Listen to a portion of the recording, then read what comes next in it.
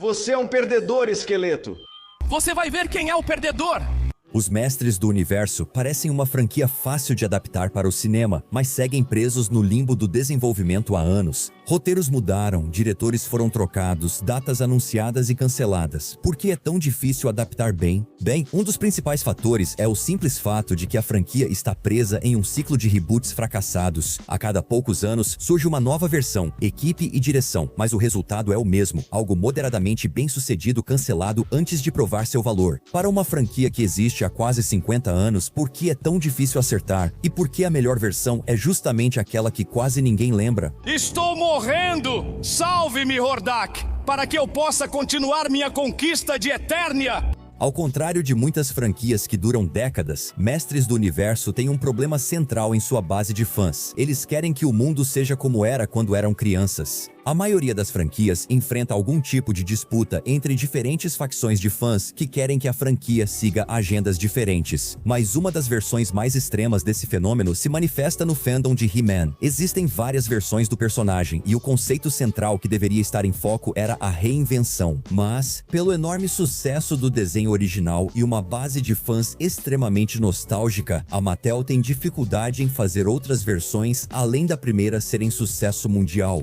Esse problema é algo fundamentalmente quebrado no conceito principal da franquia, ou é apenas a Mattel escolhendo as pessoas erradas para liderar versões novas e teoricamente rejuvenescidas dos personagens que todos amam? Para entender melhor esse problema, precisamos voltar à fonte. Inspirada inicialmente por um projeto de licenciamento de Conan, o Bárbaro, a franquia bilionária começou de forma humilde. Quando digo humilde, refiro-me ao criador Roger Sweet, que fez protótipos colando pedaços de plástico em bonecos descartados do Big Jim, um verdadeiro visionário. Dizem que a ideia inicial da linha era recomeçar a cada temporada, mudando de gênero. Os 3 brinquedos apresentados eram um bárbaro, um soldado do mundo real e um homem com torre de tanque na cabeça. Infelizmente, não escolheram esse último como líder da nova linha. He-Tank e os Mestres do Universo aparentemente não soava tão bem. A diretoria da Mattel recebeu as figuras com entusiasmo, mas achou arriscado reiniciar tudo a cada temporada para seguir as tendências do setor de brinquedos. Decidiu-se iniciar com o tema bárbaro para avaliar sua aceitação no mercado. Quando chegaram às prateleiras na primavera de 1982, esses brinquedos foram um sucesso instantâneo, em grande parte devido ao fato de que a Mattel havia feito uma parceria com a Filmation para produzir um programa de animação para a televisão, ajudando a divulgar os brinquedos musculosos. Antes dos anos 80, existiam regras bem específicas sobre o que podia ou não ser comercializado para crianças como entretenimento. Após mudanças legais no governo Reagan, a televisão infantil mudou para sempre. Aqui começa a falha fatal da linha de brinquedos. Roger Sweet pode ter criado uma ótima ideia visual para brinquedos, mas uma história capaz de sustentar um desenho animado e um universo em expansão? Bem, essa já é uma outra história, por assim dizer. Originalmente, a Mattel contratou Donald F. Glut para escrever uma série de mini-quadrinhos para incluir nas embalagens dos brinquedos. Eles não revolucionaram o mundo, mas o universo e os personagens estavam presentes. São todos meio inacabados e terminam numa narrativa genérica de bárbaro e inimigo lutando pelo controle do mundo, algo já visto muitas vezes. Originalmente, não havia um departamento editorial central mantendo tudo consistente. Ninguém esperava que a linha de brinquedos fizesse tanto sucesso e a Mattel estava apenas cumprindo tabela com algum tipo de história genérica de herói de ação. No entanto, à medida que os brinquedos realmente começaram a ser aceitos pelas crianças em todo o país, as coisas ganharam vida própria.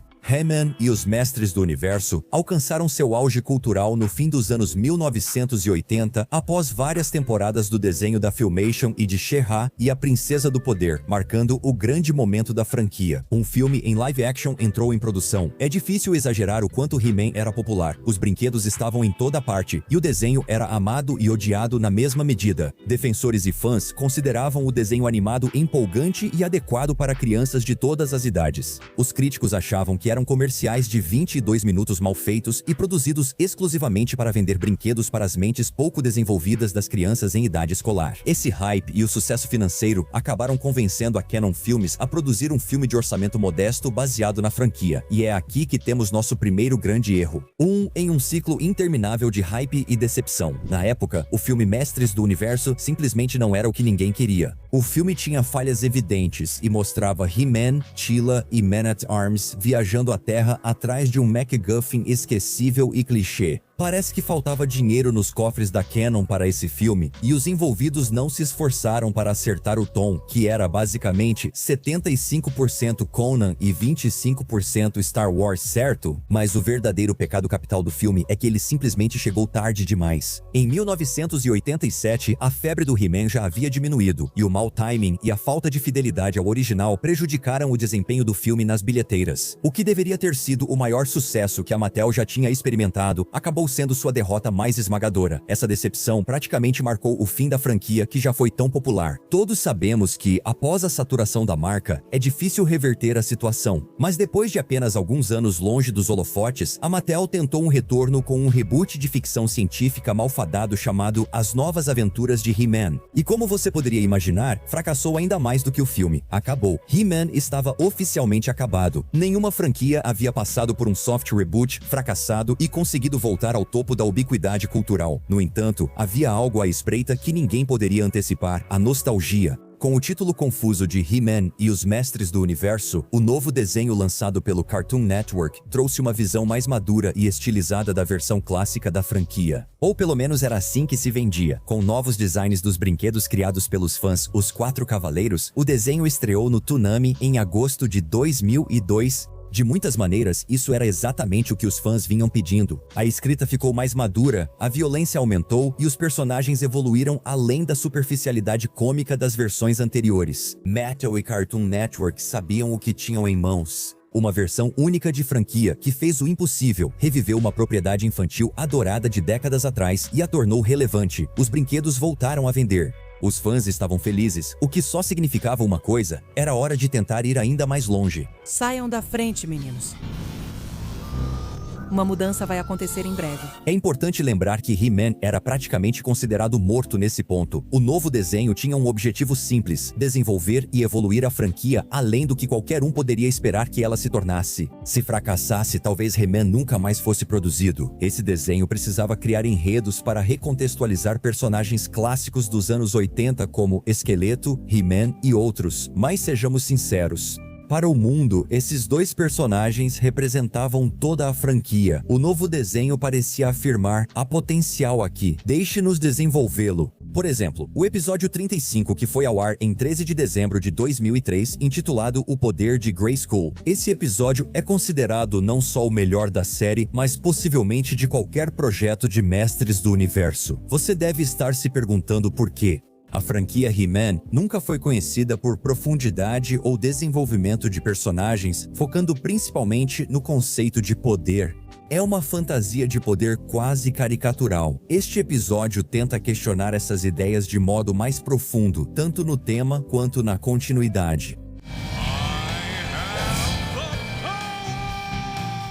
Escrito por Dean Stefani e dirigido por Gary Harley, o episódio serve como a história de origem do ancestral distante de He-Man, o Rei Grayskull. A história em questão também serve como uma chave mestra para o universo como um todo. Veja, os anos 2000 eram uma época diferente. A maioria dos desenhos animados infantis dessa época não tratava de política, dinâmicas de poder ou mitologia complexa. Mas esse episódio tem essas três ideias em igual proporção. No episódio, o ancestral do príncipe Adam, Rei Grayskull, se prepara para lutar contra um dos dois clãs inimigos, os Homens-Cobra ou a Horda. Eles estão atualmente envolvidos em sua própria guerra, e quem sair vitorioso acabará competindo contra Grayskull e seus companheiros pelo controle de Eternia. Para enfrentar seus inimigos, Grayskull busca o Grande Poder, uma fonte mística de energia que pode ser sua única chance de ficar forte o bastante para derrotá-los. Se você não percebeu, este é um episódio inteiro de flashback, não só uma sequência em outro episódio, tornando-o mais maduro e empolgante. Agora, além de incríveis sequências de ação e da explicação sobre a origem do Grande Poder, o episódio traz também o vilão central de She-Ra, Princesa do Poder, Hordak, em todo o seu esplendor. Isso pode parecer uma observação bastante óbvia, mas em 2002, quando a construção de franquias e participações especiais não eram como são hoje em dia, ter um episódio de flashback do Hordak lutando e sendo muito mais impressionante do que deveria era realmente marcante.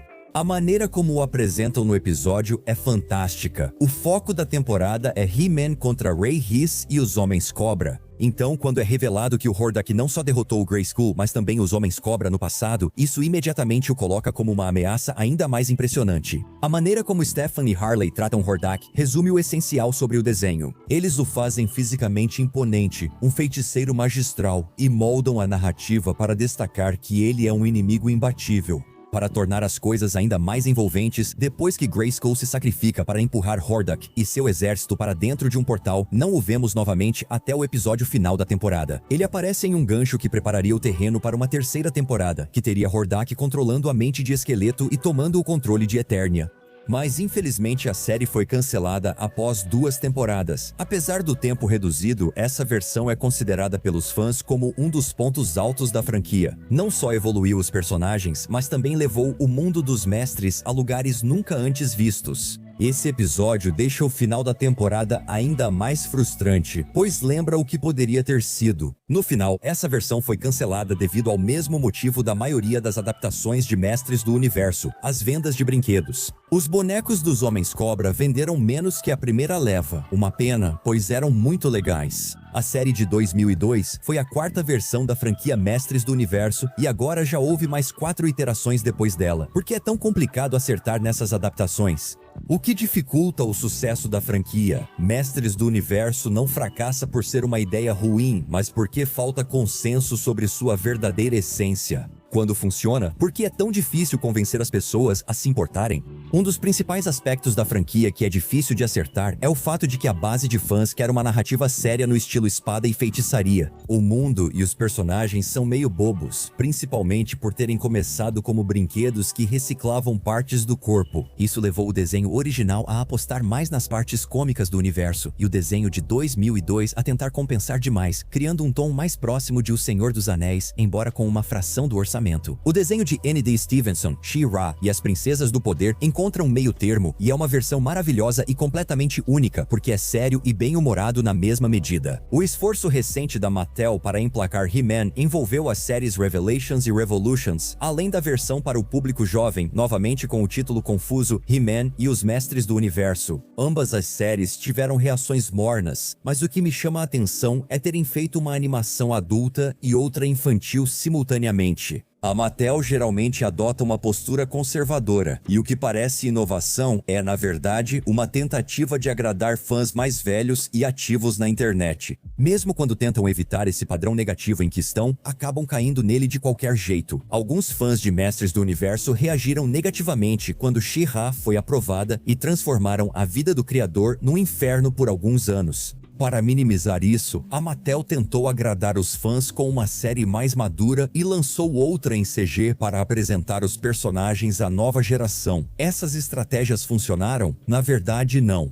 Só o tempo mostrará como o novo filme live action será recebido pelos fãs. Ele parece se inspirar mais no desenho da Filmation do que nas versões posteriores. Existem algumas desvantagens tangíveis nisso e alguns pontos positivos óbvios. O tom também parece ser algo mais próximo do desenho de 2002, o que pode permitir uma abordagem que una o melhor dos dois mundos. Teremos que assistir para descobrir. A única certeza sobre essa história é que, seja qual for sua versão favorita de Mestres do Universo, outra será produzida nos próximos anos. A questão é, será mais do mesmo ou vai trazer algo novo? É isso para este episódio. O que acha? Por que é tão difícil fazer justiça ao He-Man? Comente abaixo. E como sempre, por favor, curta, comente e se inscreva para mais vídeos como este.